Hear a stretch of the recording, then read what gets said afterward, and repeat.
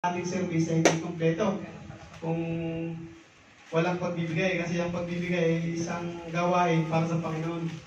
Kaya God is good All the time. and all the time. God is good. Naantok na eh. Tawagin po natin ang ating kapatid na si Bro Marlon para sa operatory survey. Glory to God. Sabi siguro, dito na naman si Bro Marlon. Mukhang kaperahan na naman ang pag-uusapan. Praise God po, no? At yun naman po ang totoo, no? At ang salita ng Diyos, sabi nga, matalas pa, no? Sa dalawang double page po, no? Glory to God po, no?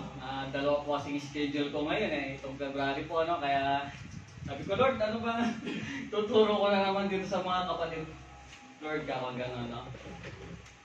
Pero as a Christian po, alam naman po natin, no? Na itong pagbibigay natin sa Panginoon eh, isa test of our Christianity po, no? Dito ay nasusubok tayo ng ating Panginoon, no? Tinuturuan po tayo, no? Amen po ba?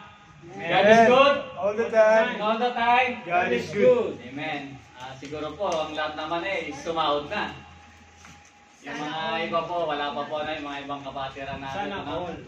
Yung ibang kasama po namin sa Petromin kasi ibang agency, wala pa rin po yung sahod nila po, no? Pero nandiyan po si Lord na laging nagpo-provide ng mga pangangailangan natin. Sabi niya nga po sa kanyang salita sa Proverbs 3:9 and 10, honor the Lord with your wealth and with the first fruit of all your produce. Then your barn will be filled with plenty, and your vats will be bursting with wine. Sa Tagalog po, parangalan mo ang Panginoon sa pamamagitan ng pag-aandog sa Kanya ng mga unang bunga ng iyong hani. Kapag ginawa mo ito, mapupuno ng hani ang iyong mga bodega at aapaw ang inumin sa inyong mga sisidlan. Amen. Yes, Lord, muli pinupuri ka namin, Lord. Tinataas ka namin, Lord, sa oras na to, Lord. Lord, isang bawi lumalapit sa'yo, Lord. Nagpapakumbaba, nagpapakalinis, O Lord. Humingi ng kapatawaran, O Lord, sa aking nasabi na isip na gawa, Lord, na di kalugod-lugod sa'yo, Lord, sa araw na to. Lord, patawarin mo po ako kung ako'y kalugod-lugod sa harapan mo, Lord. Isang pa, Lord, maraming salamat po, Lord. Muli, ginamit mo ang iyong lingkod, O Lord, upang magayag ng iyong banal na salita, O Lord. Lord, gamitin mo lamang po ako, Lord, na daluyan ng iyong banal na salita, O Lord. Holy Spirit, patuloy po ikaw manguna. At Lord, isang pa, Lord, tinataas ko po ang bawat puso ng mga kapatiran, Lord, na makapagbigay po kami sa iyo ng tapat, Lord, by faith, O Lord. Alam po namin ang mga kaloob na to, Lord, ay magiging karapat-rapat sa iyo, Lord. In Jesus' name we pray. Amen.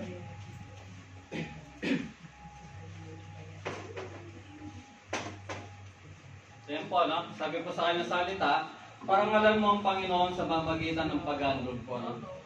Ismo po, no, na lagi kasi sinasabi dito na ang pagbibigay natin, ino-honor lagi natin ang ating Panginoon, no? At sabi ko nga rin po lagi na si Lord ang nagbigay sa atin, no? Hindi tayo makapagbigay kundi tayo bibigyan ng Panginoon po, no? Kaya marapat lang po na yung pinagkakaloob sa atin ng Panginoon ay magamit natin to, no?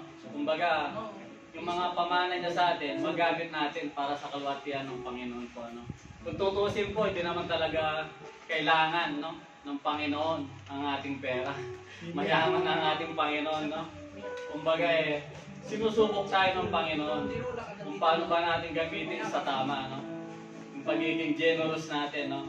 At dito nga, sa training ground natin na to, as a Christian, tinuturuan na tayo dito pa lang, no? Hindi lang tayo sa simbahan nagiging generous, no? Paglabas natin. Pansin nyo naman po yan, bawat Kristiyano, no, glory to glory, inaayos tayo ng Panginoon, no? Hindi ibig sabihin na generous ka lang dito sa simbahan, dito lang. Sa lahat po ng aspeto ng ating buhay, no? Lalong-lalo na po sa labas, no? Kung paano tayo maging generous, no? Sa ating kapwa, hindi lang naman itong pagbibigay natin sa Panginoon, no? Sa ating kapwa, sa ating pamilya, nararamdaman, alam nyo naman po yan, kung paano tayo mas Christian, no? Generous, no? Halos ibigay na natin lahat sa kanila, no? Pagkain na lang natin dito, no? Ganun po, no? Kung paano po tayo tumakot sa Panginoon. At yung Panginoon naman po ay generous sa mga people na generous din po, no? Kaya, ganun po, no? Patuloy po tayo na maniwala, no? Magtiwala sa ating Panginoon. At itong pagbibigay po natin ay para sa ikakalago po ng ng ating sambahan po. Ano? Yan lamang po mga kapatid, magbigay na po tayo sa ating Panginoon.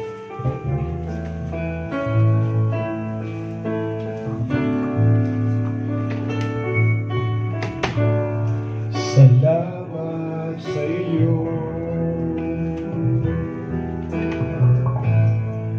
aking Panginoong Yesus.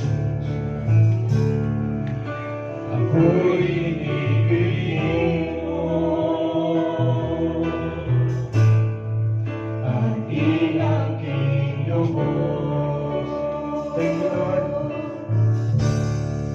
Ang tanging alay ko sa'yo aking Ama, ay buong buhay ko, puso at kaluluwa.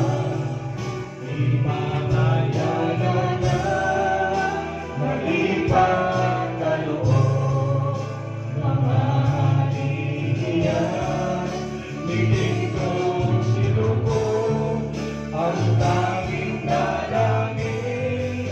O Diyos ay kagabi, ang tanging alay ko, nawa ay gamitin. Ito lamang Ama, wala nang iba pa akong iniibig. Yes, Lord. Hallelujah, O Lord. We worship you, O Lord. We honor you, O Lord. Lord, isang pa, Lord, tinataas po namin sa iyo, Lord, ang mga kaloob na to, O Lord. Lord, salamat po sa mga kaloob na to, Lord, sa mga kapatiran na nagbigay nito, O Lord. Lord, patuloy mong pagpalain ng bawat isa, O Lord. Lord, nakikita mo po lahat ng pangangailangan ng bawat isa, O Lord. Ikaw lamang pong nakakaalam nito, O Lord. Lord, salamat sa patuloy na pag-provide, O Lord. Salamat, Lord, sa kalakasan na binibigay mo po sa amin sa araw-araw, O Lord. Yung lamang mong pag-isip namin sa umaga, O Lord, na isang napakalaking pagpapala na po, Lord, na nagmumula sa iyo, O Lord. Lord, salamat, Lord. Isang pa, Lord, tinataas po namin sa iyo ang bawat kumpanya namin pinagtatrabawan, O Lord. Lord, patuloy mo itong pagpalain, O Lord, upang ito'y maging daluyan ng pagpapala sa iyo, Lord. At minsan pa, Lord, alam po namin to, Lord, mga kaloob na to, Lord, ay maging sapat, Lord, sa pangangailangan ng iyong sambahan, O Lord. Maraming salamat, O Lord, sa ilangan pong pinakamataas na papuri, masasalamat at pagsamba sa tayong pangalan mo,